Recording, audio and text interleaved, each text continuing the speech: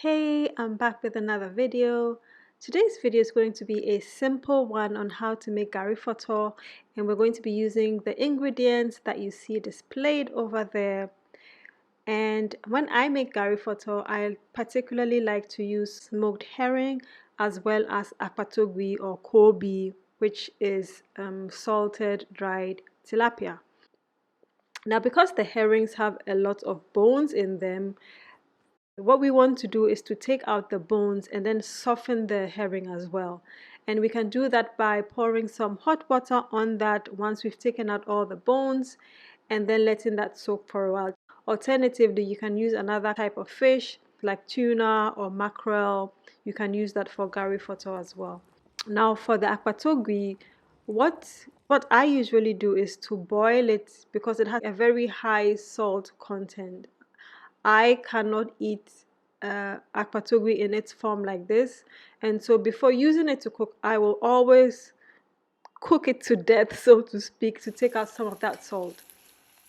And then once that goes into the stew, I'll make sure that it's one of the very first things that goes in so that the salt can diffuse into the stew. So next up, we're going to make our base for the Gari Foto, and we're going to do that by first frying some onions and then adding some tomato paste.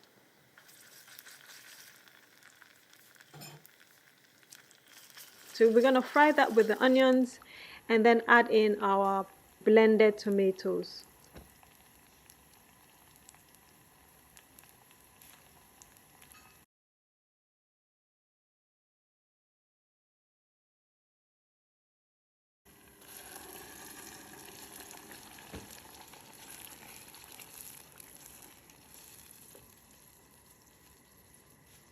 So we put that in the stew. Make sure we put in our herring there so that that further softens, as well as the akpatogui.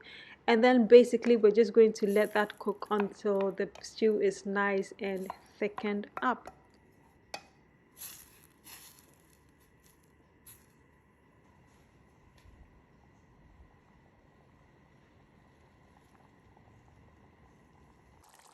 So you will see that the akpatogui has flaked up in the stew, and that's what we want.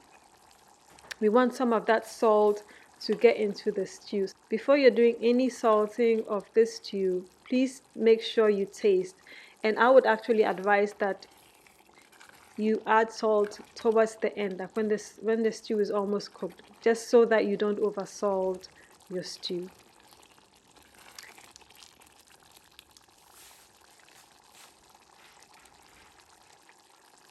So that's our stew all ready. This looks absolutely delicious. You can have this if you want with yam or with rice or with banku or with kinky. It's absolutely mwah.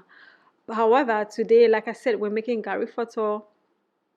So there are many ways you can do this. Some people mix the Gari directly with the stew. I don't do that. I like to wet the Gari a bit. So I'll add a bit of water before I add the stew. I just find that it has a better texture and it's not too dry.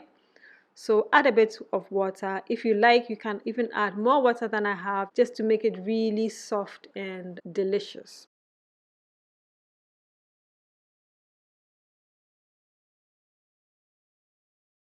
We are then going to add our stew to the Gari and mix it until everything is beautifully uniform. And that is basically our Gari Foto done.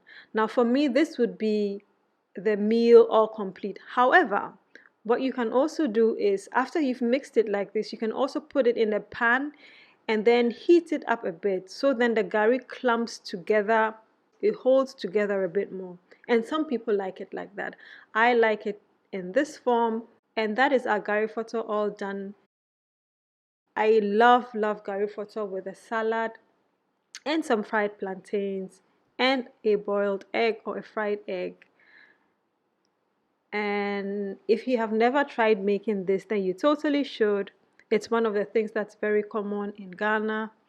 And I hope that you enjoyed this video, and I will see you next time. Happy eating!